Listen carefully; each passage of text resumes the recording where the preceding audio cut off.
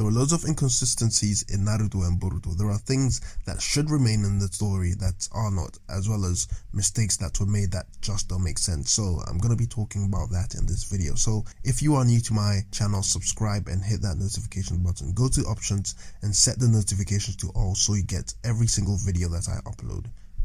Number 1. When Naruto and Sasuke fought Momoshiki in his second form, Momoshiki absorbed and used the shadow possession he absorbed from Katasuke's Kote. The problem here is that everyone caught could not escape except Sasuke, who could have absorbed the ninjutsu with his Pretopath ability in the same way Momoshiki did earlier to Shikamaru's shadow at the Chunin arena. It makes no sense whatsoever why Sasuke did not do that, and the reason why I think he didn't do it is because of plot. Number 2. Itachi sealed Amaterasu in Sasuke's eye as a safety measure against Obito. For some reason, after Sasuke sees Obito's Sharingan several times, this safety measure didn't activate anymore. You could argue that it is because Sasuke swapped his eyes for Itachi's. However, before all that happened, he did spend some time communicating with Obito. The seal should have activated. It could have been a one-time thing. Number 3. It is stated in the databooks that a Sage Mode user can sense chakra around them as well as attacks without the need to see them. This was demonstrated by Madara when he blindly fought all ninja and tailed beasts without his eyes. Having this technique means no one can sneak up on you from behind you since you have increased speed and sensing abilities. Funny enough though, after Madara absorbed the Jubi and gained what Kurama stated as immeasurable sage energy, he got stabbed by Black Zetsu, who snuck up on him, which should have been impossible since his sage chakra was more powerful than when he fought without his eyes. So therefore, he should have sensed Black Zetsu's attack coming from a mile away, but he didn't, so that there doesn't make sense. Number 4 is when Nagato summoned the Gido Mazo for the first time, it took a toll on his body as well as his chakra. We saw how all these chakra receivers pierced his body and drained him. However, when Obito and Madara summoned the statue, none of this happens and the reason remains unexplained.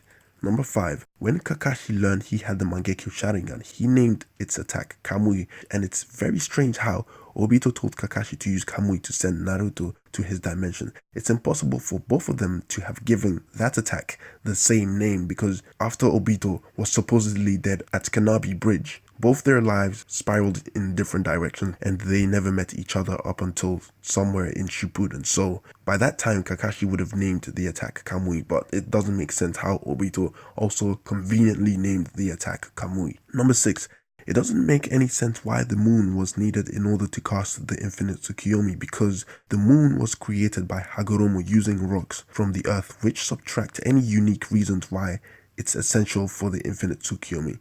If the moon is made of rocks from earth, then why couldn't the infinite Tsukiyomi be cast using the earth? That way, it will make more sense why the entire planet got caught in it. Using the light of the moon means only a specific area of the earth would be caught in the light, whilst the other side would be fine, because the moon is only seen partially round the earth by certain people. So if the moon is made out of materials from the earth, then it makes the moon obsolete, like there is nothing special about the moon and why it is necessary in order to cast the infinite Tsukiyomi. So that there doesn't make sense as well. Number 7. In the last Naruto the movie, Hanabi was captured by Toneri. Toneri took her eyes in order to awaken a Tenseigan. That said, based on the rules we know in Naruto, once an eye has unlocked a certain power, that power stays in the eye no matter who has it implanted into their eye socket. By applying this logic, Hanabi should still be able to awaken the Tenseigan and access all its power without any issue.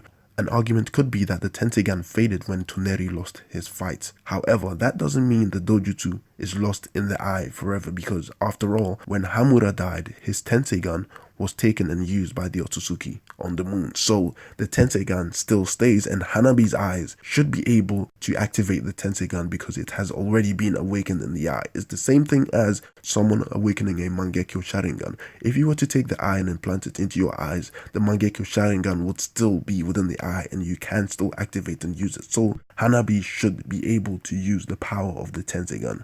Number 8, when positive Kurama was sealed out of Naruto, he still had the chakra of the other tail beasts within them. We know this because they gave Naruto chakra and he combined it with negative Kurama to get his 6th path Sage Mode power up. With that knowledge in mind, he should have survived the tail beast extraction of positive Kurama. There should have been no need for Obito to seal negative Kurama in him to keep Naruto alive. Number 9, when Madara absorbs all the tail beast, he inherits all Kaguya's abilities including her flight and her regeneration/immortality. This is because Kaguya is the Jubi, and by absorbing it, you absorb her, therefore obtaining her abilities. Since Naruto also absorbed the tail beasts and gained flight, it is fair to say that he would also get regeneration/immortality abilities. However, he didn't when he should. With all these abilities, he could easily heal himself and regenerate the arm he lost from his fight against Sasuke. He should have also gained some of Kaguya's ocular abilities, if not the Rinnegan, at least some Byakugan abilities or something.